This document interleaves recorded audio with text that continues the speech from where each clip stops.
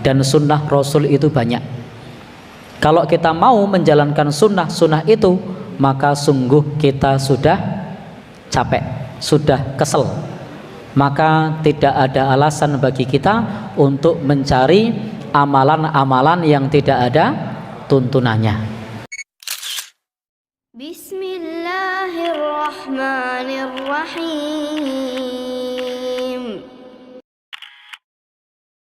Bahwa setiap bid'ah itu sesat. Ini pernyataan Imam Ahmad rahimahullahu ta'ala. Imam Ahmad mengatakan wa kullu bid'atin fahiya dhalalatun. Dan pernyataan Imam Ahmad ini tidak sekonyong-konyong, tidak tiba-tiba. Karena pernyataan Imam Ahmad ini mengutip dari hadis Rasul sallallahu alaihi wasallam. Karena Rasul yang mengucapkan bahwasanya setiap bid'ah itu adalah sesat. Itu adalah ucapan dari Rasulullah sallallahu alaihi wasallam. Maka wajar kalau kemudian Imam Ahmad mengatakan bahwa setiap bid'ah itu sesat. Karena itu kita tidak boleh untuk menambah-nambah di dalam beragama. Cukup mengikuti tuntunan yang ada. Allah Subhanahu wa taala berfirman di dalam Al-Qur'an,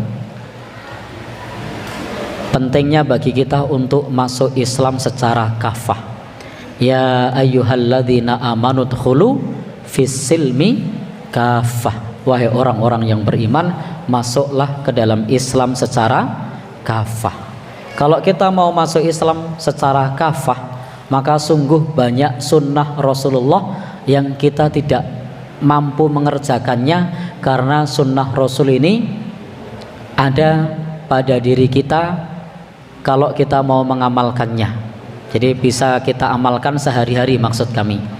Jadi sunnah Rasulullah ini bukan ada pada diri kita ya, maksud saya sunnah Rasulullah Sallallahu Alaihi Wasallam ini bisa kita amalkan dekat dengan kita, bisa kita amalkan dekat dengan kita sehari-hari, mulai dari bangun tidur sampai tidur lagi. Dan sunnah Rasul itu banyak. Kalau kita mau menjalankan sunnah itu, maka sungguh kita sudah capek, sudah kesel. Maka tidak ada alasan bagi kita untuk mencari amalan-amalan yang tidak ada tuntunannya. Jadi kalau kita mau mengamalkan tuntunan saja itu sudah banyak, sehingga tidak perlu ditambah. Mulai dari bangun tidur sampai tidur lagi. Nah, itu masih banyak sunnah yang belum kita amalkan. Pagi bangun tidur, sholat tahajud, belum kita amalkan, masih kadang-kadang. Witir itu pun kadang lupa. Sholat sunnah fajar kepancal subuh. Sholat isyraq sudah pernah? Sudah pernah sesekali, belum bisa setiap hari. Berdoa ketika bangun tidur masih sering lupa. Artinya masih banyak sekali sunnah yang bisa kita amalkan, sehingga tidak perlu kita mencari tata cara ibadah yang lain yang tidak diajarkan oleh Rasulullah Sallallahu Alaihi Wasallam. Salat duha sudah rutin? Masih bolong? Ya? Ya. Pripun? Oh ya. Salat duha masih sesekali. Salat sunnah rawatib sering kepancal juga, pas hadir sudah komat, begitu setelah selesai kepancal gawean. Sehingga ya, artinya apa? Sesungguhnya banyak sunnah Rasul yang belum kita kerjakan, tetapi kadang kita sibuk mencari amalan yang aneh-aneh yang tidak ada tuntunannya. Pernah ada yang datang, Ustadz saya minta amalan. Wah, ini saya menduga karena minta amalan ini mesti amalan yang aneh-aneh. Saya sampaikan kepada orang ini untuk tertib sholat 5 waktu di awal waktu. Senes niku Ustadz abot. Baik, Bapak Ibu yang berbahagia, padahal itu adalah amal yang utama, tetapi malah mintanya amalan yang lain.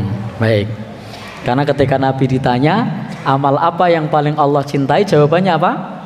As-sholatu ala waktiha, sholat tepat waktu. Itu yang disampaikan oleh Nabi, itu amal yang paling Allah cintai, itu amal yang paling utama. Kadang kita ini sholat belum tepat waktu, tetapi mencari amalan yang lain-lain, yang aneh-aneh, yang tidak ada tuntunannya.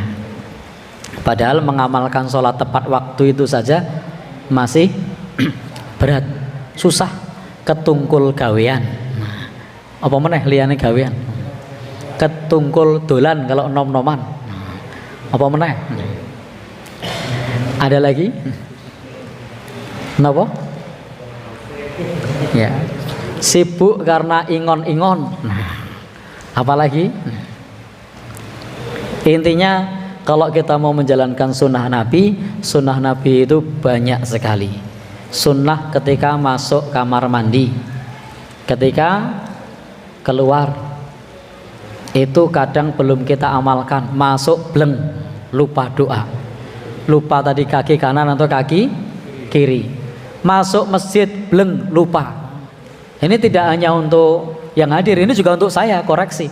Karena kadang kita ini terhadap yang kecil-kecil begini malah kelewat. Sudah tahu kalau keluar masjid, kalau masuk kamar mandi itu menggunakan kaki yang berbeda. Jadi kalau masuk masjid, keluar masjid itu kakinya berbeda. Masuk kamar mandi, keluar itu berbeda. Tapi kadang kita masih tidak kepikiran, malah mau kiwa potengen yo.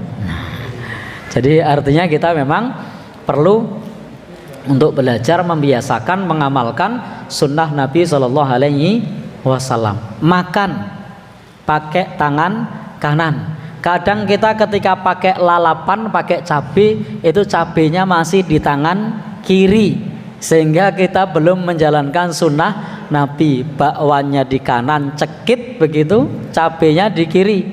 Nah, berarti yang kiri menyelisihi tuntunan Nabi Shallallahu Alaihi Wasallam.